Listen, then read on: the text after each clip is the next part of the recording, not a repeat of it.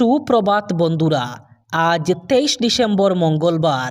আজকের সকালের বিশেষ বিশেষ খবরগুলি হলো, আমি 1 লক্ষ চাকরি দেব বলে কথা দিয়েছিলাম, এবার সেই লক্ষ্য 2 লক্ষ চাকরিতে পূরণ হতে চলেছে। আমি আমার প্রতিশ্রুতি পূরণ করেছি। এমনই মন্তব্য করলেন রাজ্যের মুখ্যমন্ত্রী ডক্টর হিমন্ত বিশ্ব শর্মা। সেই সাথে মুখ্যমন্ত্রী জানিয়েছেন, আগামী 10 জানুয়ারি আসাম ডাইরেক্ট রিক্রুটমেন্ট এক্সামিনেশন অর্থাৎ এডিআরই তৃতীয় বর্গের নিযুক্তি অনুষ্ঠিত হবে। সেই সাথে 20 জানুয়ারির আগে এডিআরই চতুর্থ বর্গের নিযুক্তি দেওয়া হবে।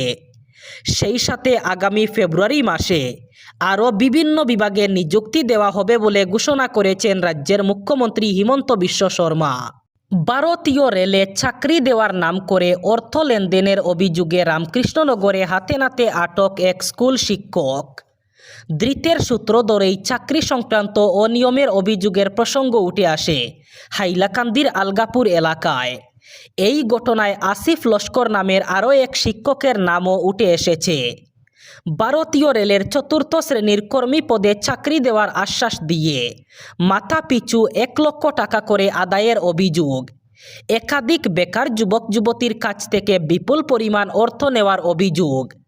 আটক 543 নম্বর গোলালকান্দি প্রাইমারি স্কুলের প্রধান শিক্ষক মঈনুদ্দিন তালুকদার। শিক্ষকের বিরুদ্ধে আইনি প্রক্রিয়া গ্রহণ করে আদালতে পেশ করে রিমান্ডে নিয়েছে পুলিশ। এবার থেকে ট্রেনের টিকিট কাটতে গেলে মানতে হবে বেশ কিছু নতুন নিয়ম, না মানলে পরে হতে পারে জেল ও জরিমানা। এছাড়াও ভারতীয় রেলের তরফ থেকে টিকিট বুকিং ব্যবস্থার স্বচ্ছতা রাখা এবং দালাল চক্রের দাপট কমাতে রেল মন্ত্রক একগুচ্ছ নতুন নির্দেশিকা জারি করেছে। যারা নিয়মিত ট্রেনে যাতায়াত করেন অথবা শেষ মুহূর্তের টিকিট কাটার উপর নির্ভর করেন, তাদের এই নতুন নিয়মগুলো জানা অত্যন্ত জরুরি। কারণ রেলওয়ের তরফ থেকে নেওয়া হয়েছে টিকিট বুকিংয়ের ক্ষেত্রে বড়সড় পদক্ষেপ, যেখানে সামান্য ভুল এই যাত্রীদের আইনি জটিলতার মধ্যে পড়তে হতে পারে। রেলওয়ের নতুন নিয়ম অনুযায়ী যদি কোনো ব্যক্তি নিয়ম বহির্ভূতভাবে তৎকাল টিকিট কাটার চেষ্টা করেন, তাহলে তাকে গুরুতর পরিণতির সম্মুখীন হতে হবে। পাশাপাশি সন্দেহজনক উপায় বুকিং করার টিকিটটি সক্রিয়ভাবে বাতিল হয়ে যাবে। এছাড়াও বাতিল হওয়ার টিকিটে পিএনআর নম্বরটি সরাসরি সাইবার ক্রাইম ডিপার্টমেন্টে পাঠিয়ে দেওয়া হবে তদন্ত করার জন্য। যেন তৎকাল বুকিংয়ের সময় এখন বিশেষ নজরদারি চালাচ্ছে। সকাল 10টা থেকে 10টা 15 মিনিট এবং স্লিপার ক্লাসের জন্য 11টা থেকে 11টা 15 মিনিটের মধ্যে যারা টিকিট বুকিং করবেন তাদের কাছে রেলওয়ের পক্ষ থেকে ভেরিফিকেশন কল আসতে পারে। আর ওই কলে যাত্রীদের কাছে user ID, PNR number, mobile number এবং যাত্রীদের ব্যক্তিগত তথ্য যাচাই করা হবে। যদি ফোন আলাপে কোনো ভুল অথবা বিভ্রান্তকর তথ্য পাওয়া যায় তাহলে বাতিল করে দেওয়া হবে। পাশাপাশি ওই ব্যক্তির বিরুদ্ধে আইনি পদক্ষেপ নেওয়া হবে। এবার মদ, মাংস এবং তামাক জাতীয় দ্রব্য নিষিদ্ধ করা হলো পাঞ্জাবের 3টি শহরে। অমৃতসরের স্বর্ণ মন্দির সংলগ্ন ওয়ার্ল্ড সিটি এলাকা, বঠিন্ডার তালবন্দি সাবো এবং রূপনগরের আনন্দপুর সাহিবকে পবিত্র শহরের তকমা দিয়েছে পাঞ্জাব সরকার। একই সঙ্গে ওই 3 এলাকায় মদ, মাংস এবং তামাকজাত দ্রব্য বিক্রি বন্ধ ঘোষণা করা হয়েছে। রবিবার বিজ্ঞপ্তি প্রকাশ করে এমনটাই জানিয়েছে পাঞ্জাবের আম আদমি পার্টির সরকার। এই বিষয়ে একটি ভিডিও বার্তা প্রকাশ করেছেন পাঞ্জাবের মুখ্যমন্ত্রী ভগবত সিং মান। সেখানে তিনি জানান, ওই 3টি এলাকা শিখদের কাছে অত্যন্ত শ্রদ্ধার। এই 3টি এলাকাকে পাঞ্জাব সরকার পবিত্র শহরের মর্যাদা দিয়েছে। এই সংক্রান্ত বিজ্ঞপ্তিও জারি করেছে। তারপর থেকে এই সিদ্ধান্ত কার্যকর হচ্ছে বলে জানান তিনি। বস্তুত গত মাসে শুরু তেগ বাহাদুরের 350তম মৃত্যুবার্ষিকীতে আনন্দপুর সাহিবে পাঞ্জাব বিধানসভার একটি বিশেষ অধিবেশন বসে, আর সেখানেই সর্বসম্মতিক্রমে এই সংক্রান্ত একটি প্রস্তাব পাশ হয়। মুর্শিদাবাদে বাবরি মসজিদের শিলান্যাসের বিরুদ্ধে এবার মুখ খুললেন আরএসএস প্রধান মোহন ভাগবত। তার দাবি, এই উদ্যোগ আসলে ভোট লুবিদের রাজনৈতিক ষড়যন্ত্র। এতে হিন্দু ও মুসলিম কারো ভালো হবে না।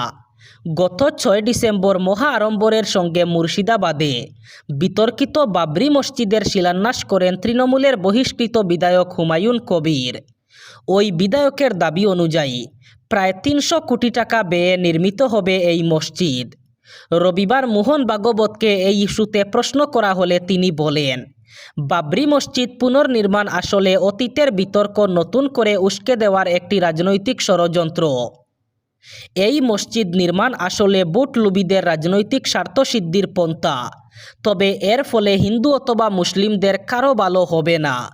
পাশাপাশি তাকে প্রশ্ন করা হয়, সরকারি অর্থে ধর্মস্থান নির্মাণ করা কি উচিত?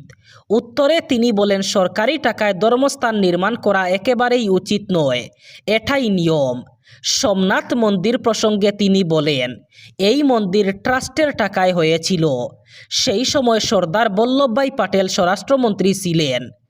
রাষ্ট্রপতি এর উদ্বোধনে উপস্থিত ছিলেন, কিন্তু এখানে সরকারি অর্থ ব্যবহার করা হয়নি।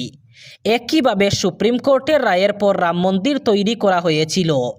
সরকারকে একটি ট্রাস্ট গঠন করতে বলা হয়েছিল, সেই ট্রাস্টের মাধ্যমে রাম মন্দির তৈরি হয়। এখানে কোনো সরকারি অর্থ ছিল না।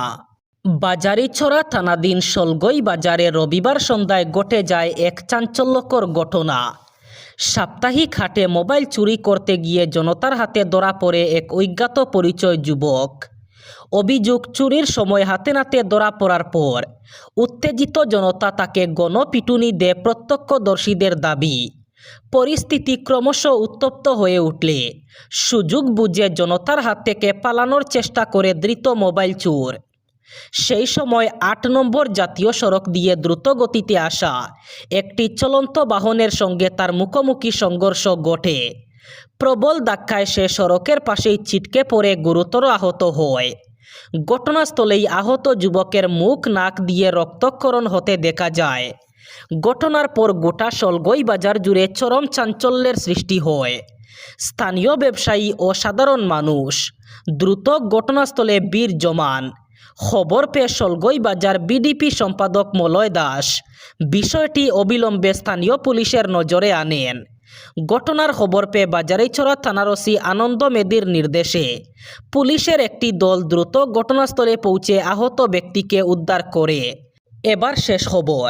2 দিনের সফরসূচি নিয়ে সোমবার বরাক উপত্যকায় এসেছেন রাজ্যের জলসম্পদ সহ অন্যান্য বিভাগের মন্ত্রী পীযূষ হাজারিকা। সূত্রে জানা গেছে, মন্ত্রী হাজারিকা আজ বেলা 11:45 শিলচর কুম্ভীরগ্রাম বিমানবন্দরে অবতরণ করেন।